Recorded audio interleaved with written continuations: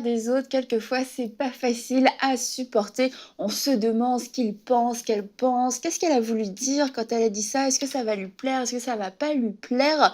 Et finalement, on commence à vouloir faire des choses pour plaire aux gens, pour essayer de combler leurs attentes qui ont été exprimées ou quelquefois qui n'ont même pas été exprimées parce que c'est nous qui devançons leurs propres attentes en fonction d'un regard, en fonction d'une expérience, etc.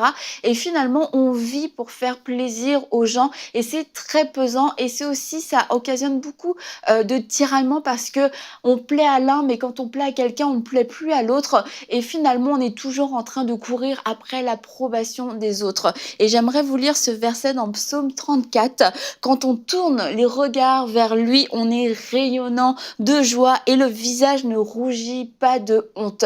Et je voudrais juste vous encourager à faire cet exercice, à changer votre regard de direction. Ne plus chercher le regard des autres, ne plus chercher la vie des autres, mais juste changer votre regard et aller regarder vers le Seigneur lui-même. Et alors qu'on va regarder vers lui, on va être rayonnant de joie. Pourquoi? Parce qu'on va voir son avis à lui, on va voir sa pensée à lui. Et quand on reçoit sa pensée, ça devient notre pensée et on va avoir la conviction de faire ce qui lui plaît à lui. On va voir son approbation dans ses yeux alors qu'on vit ce face-à-face, ce moment où nos yeux se croisent avec le Seigneur. On voit qu'il est content, qu'il est fier de nous, on a fait ce qui lui plaisait, on a fait ce qu'il nous avait demandé. Et c'est pour ça qu'on est rayonnant de joie parce que on vit à nouveau dans la paix. On vit à nouveau dans cette joie de faire ce qui compte tout simplement sans regarder à tout le monde, à la vie de tout le monde.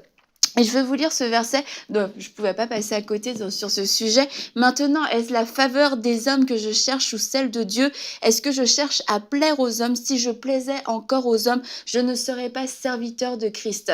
Et tout simplement, c'est incompatible de plaire entièrement à Dieu et de plaire entièrement aux hommes. On peut juste pas, c'est juste impossible. Alors on doit choisir, on doit prendre une décision. À qui est-ce que je vais plaire? À qui je vais donner toute ma loyauté? À qui est-ce que je vais donner toute mon énergie, toute ma force pour accomplir tout ce que j'ai à accomplir? Est-ce que c'est envers Dieu ou est-ce que c'est envers les hommes? Nous sommes obligés de faire ce choix parce que nous ne pourrons pas plaire à Dieu et aux hommes en même temps. Et forcément, je vous encourage à devenir des serviteurs de Dieu, à chercher à faire ce qui lui plaît à lui et seulement à lui.